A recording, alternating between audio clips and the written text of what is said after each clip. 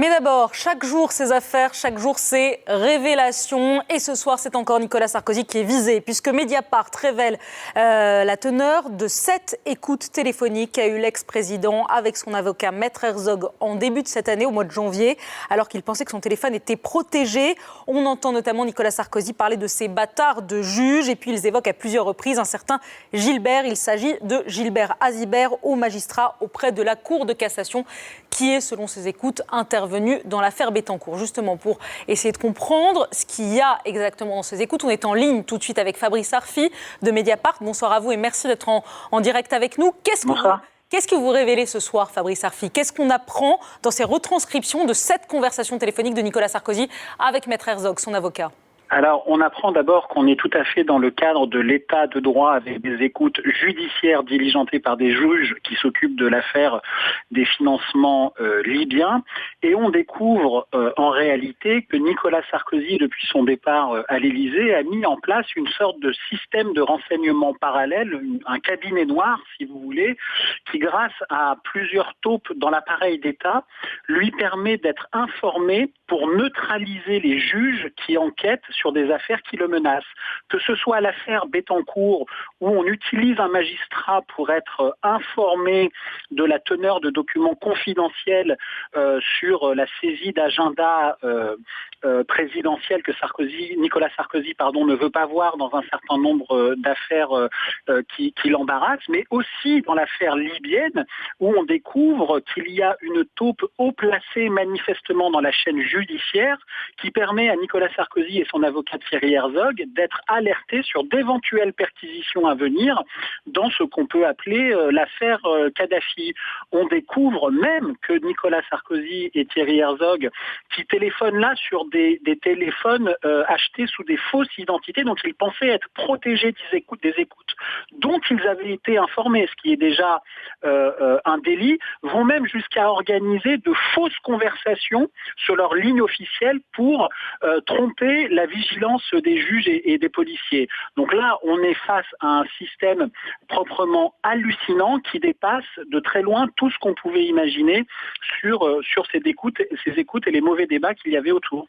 Encore un mot, Fabrice Arfi, qu'est-ce que dit Nicolas Sarkozy? Comment Nicolas Sarkozy parle-t-il des juges en général et de celui qu'il appelle Gilbert à de nombreuses reprises? Gilbert, en fait, c'est c'est leur taupe à la Cour de cassation qui leur permet de profiter d'informations qui normalement sont couvertes par des secrets dans l'affaire Bettencourt, en échange de quoi il recevra un soutien pour un poste qu'il voulait avoir à Monaco, mais que finalement il n'aura pas. Entre M. Herzog et Nicolas Sarkozy, les juges qui ont eu l'outrecuidance dans l'affaire Bettencourt de le mettre en examen sont traités de bâtards. Voilà comment l'ancien président et son avocat parlent de magistrats instructeurs qui sont indépendants et qui n'ont fait que leur travail dans l'affaire Bettencourt. On découvre aussi dans ce même dossier un Thierry Herzog, l'avocat donc de Nicolas Sarkozy, qui dit que normalement ils vont gagner dans l'affaire Bettencourt, et je cite, sauf si le droit va l'emporter. Donc ça en dit long en termes d'aveux totalement stupéfiants concernant une pratique du pouvoir et un système, un cabinet noir qui est en réalité un complot contre la justice et l'état de droit. Pardonnez-moi, Fabrice Arfi, mais quand vous sortez ces révélations aujourd'hui, c'est-à-dire à 5 jours du premier tour des municipales, vous sortez ça. Non, je vous pose la question, est-ce qu'il n'y a pas un danger de sortir aujourd'hui la teneur de ces révélations? Mais alors, vous êtes journaliste, vous me demandez de quoi? De garder des informations aussi importantes sous prétexte qu'il y aurait une échéance électorale. À chaque fois que Mediapart a sorti des affaires, on a trouvé des échéances électorales passées ou à venir pour dire que ça alimentait je ne sais quel complot. Le seul complot que je vois dans cette histoire, c'est celui de Nicolas Sarkozy, de son clan et d'un certain nombre d'informateurs dans l'appareil d'État pour endiguer, pour entraver, pour neutraliser la justice et l'état de droit concernant des affaires qui sont susceptibles de l'embarrasser et de le menacer, notamment concernant un éventuel retour hypothétique en 2017.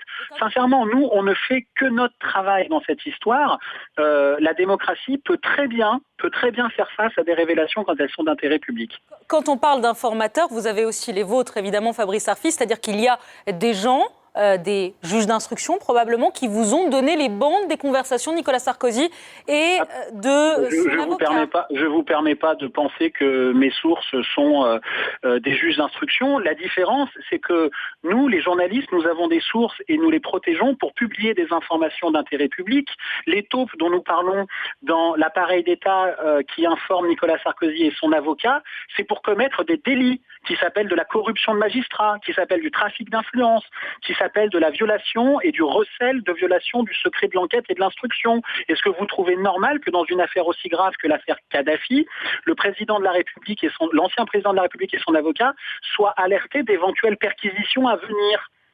Pour éventuellement cacher des documents compromettants. Est-ce que vous trouvez normal qu'un magistrat de la Cour de cassation informe l'ancien clan présidentiel sur l'évolution d'une enquête, en échange de quoi il aura des faveurs pour des postes qu'il veut avoir sous le soleil de Monaco? On ne peut pas mettre sur le même plan l'information journalistique dans une démocratie et l'information illégale qui vise à commettre des délits pour empêcher le cours normal de la justice. Fabrice Arfi, merci en tout cas à vous. C'est un vaste débat que vous posiez ici. Merci à vous d'avoir réagi en direct sur iTélé pour nous dire vos révélations, la teneur donc de ces écoutes téléphoniques de Nicolas Sarkozy avec son avocat Maître Herzog. On rappelle que Nicolas Sarkozy est sur écoute depuis au moins le mois de septembre par les juges d'instruction. Révélation donc de Mediapart ce soir et on va y revenir, vous l'aurez compris, très largement dans le débat.